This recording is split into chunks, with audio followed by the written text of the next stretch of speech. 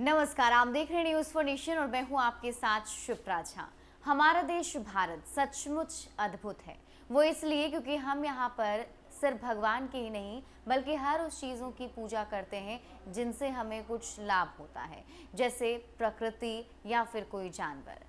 भले ही सांप को देखकर लोग डरते हैं, लेकिन भारत में सांप की पूजा की जाती है। सांप को देवता माना जाता है और सबसे बड़ा पर्व जो सांपों का है वो है नाग पंचमी। और श्रावण मास में ही नाग पंचमी भी मनाया जाता है, इसलिए अभी से नाग देवता की पूजा करनी भी शुरू कर दी गई है। बेगूसराय से ताज़ा तस्वीर सामने आई है, जहां पर लोग जो है अपने हाथों में नाग को उठाए हुए हैं और ये नाग जो है वो मंदिर में जाकर चढ़ाएंगे। अब यहाँ पे आप तस्वीरों में देख सकते हैं कैसे सबके हाथ में जो है एक नाग का सांप जो है वो उन्होंने पकड़ा हुआ है। और आप ऐसे लोग जो है नाग सांप को देखकर ही डर जाते हैं, लेकिन ये सभी लोग नाग को अपने हाथ में उठाए हुए हैं। अब आप लोग मन में ये भी सोच रहे होंगे कि आखिर इन लोगों ने इस नाग सांप को पकड़ा है तो फिर सांप उन्हें काट क्यों नहीं रहा।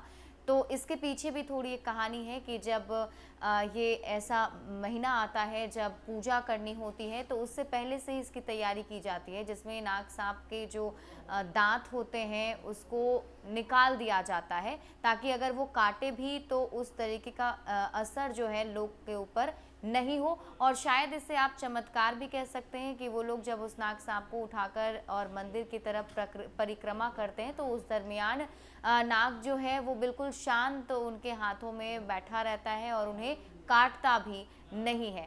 तो इस तरीके की पूजा जो है वो की जाती है और नाग पंचमी होने वाला है, जिसको लेकर ये सभी जो गांव वाले हैं वो पूजा अर्चना करने वाले हैं।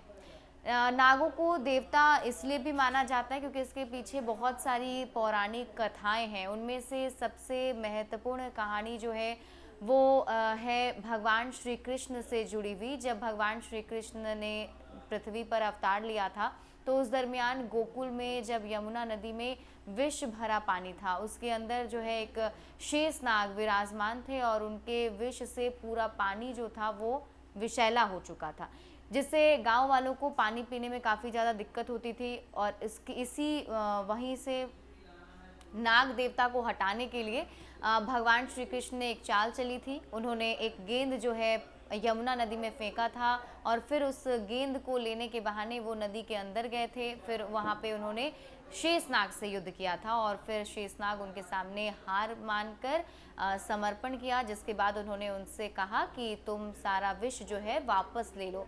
और शेषनाग ने श्री कृष्ण के कथनानुसार सारे विष को वापस ले लिया और यमुना का जो पानी है वो वापस से साफ हो गया, जिसके बाद भगवान श्री कृष्ण ने खुश होकर ये वरदान दिया था कि श्रावण मास में ही नाग पंचमी मनाई जाएगी और नागों को देवता की तरह पूजा जाएगा। और तभी से ये परंपरा जो है वो चलती आ रही है और सभी लोग नाग की पूजा करते हैं। इसमें जो है नाग सांप को दूध पिलाया जाता है और भी बहुत सारी चीज़ें सामग्री जो है वो चढ़ाई जाती हैं और कुछ इसी तरीके का माहौल अभी बेगूसराय में भी देखने को मिल रहा है।